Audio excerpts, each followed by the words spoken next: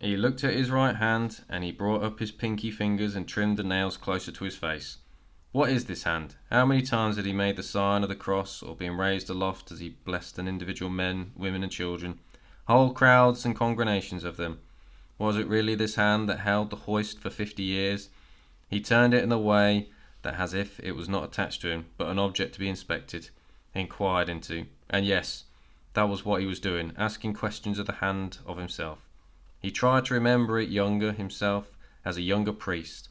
The certainty of faith that he had felt, or that he had seemed to remember feeling, was so far away now that he almost laughed. He thought of all the great and petty men he had met, politicians and statesmen, leaders of business or war or other faiths, and that hand had shaken so many other hands, and sometimes away from the public gaze he had wiped or washed it, thinking of the discreet cruelty or hatred it had touched. It was easier to forgive in public than it was to forgive in one's heart. It had touched women's hands too, that hand. He had never understood women. They had loved him, the devout ones, but they had given him nothing in return, nothing, at least of essence.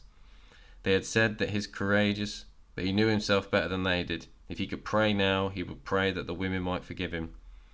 But he could not pray. He stared at the hand and would not join together with the others in prayer again. He was beyond prayer. If thy right hand offered me, cut it off and cast it from thee. He was quite alone. I will now spend the rest of my life in retirement, as if it could see that easy. He wished he was dead. A sinful wish, but it was the one thing he felt that was clean and true and without doubt. If the hand could act without will, he would not resist it.